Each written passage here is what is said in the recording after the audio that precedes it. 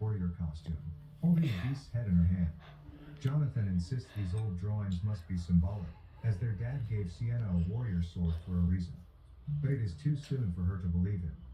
They get interrupted by Barbara the mom, who informs Sienna that Jonathan has been suspended for bringing a dead possum to school. Sienna shows her disappointment in her brother, and just before she leaves the room, he begs for her to stay at home this Halloween night, because he fears something bad might happen, but Sienna refuses to listen.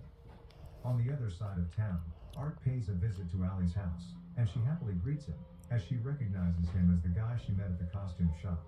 Assuming he's old enough for trick-or-treating, she tells him she doesn't have anything to give before shutting the door.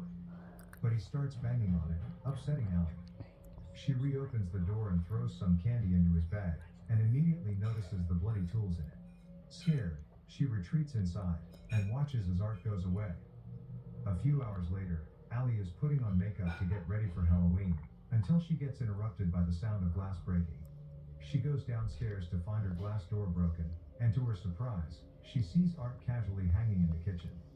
This terrifies her, so she begins to run while Art chases her. Unfortunately, the psycho manages to catch her, and cuts her face with a knife before brutally skinning and mutilating her body with different sets of knives and scissors. Afterwards, he pours bleach and salt over her exposed flesh, before ripping the skin off the poor girl's face. Downstairs, Allie's mom comes home from work, and panics when she finds the broken door. She then heads straight to Allie's room, and finds the traumatizing sight of Art and what's left of her daughter's mutilated body.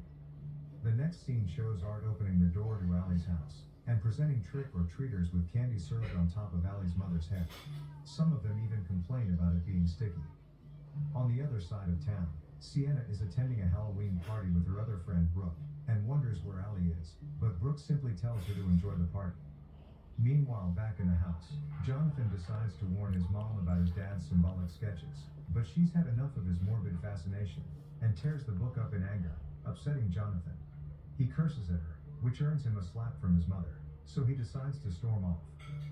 Not long after, Barbara hears some commotion downstairs.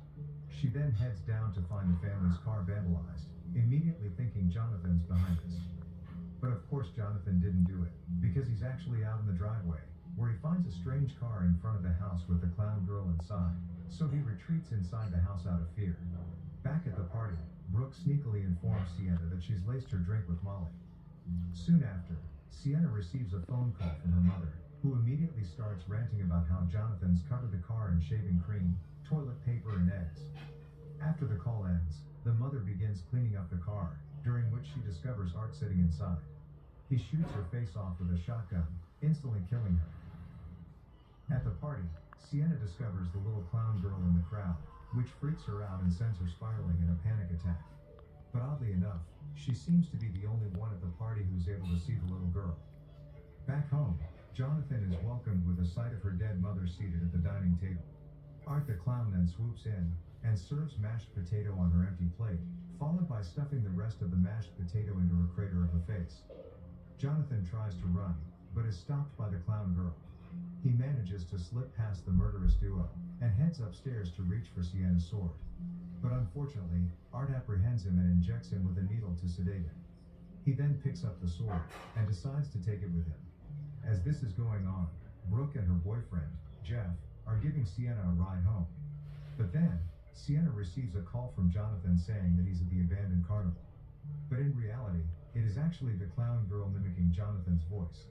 I don't know what else to do. I can't call mommy. Worried for her brother's safety, Sienna asks Jeff to drop her off at said place, and she heads out despite Brooke's warnings.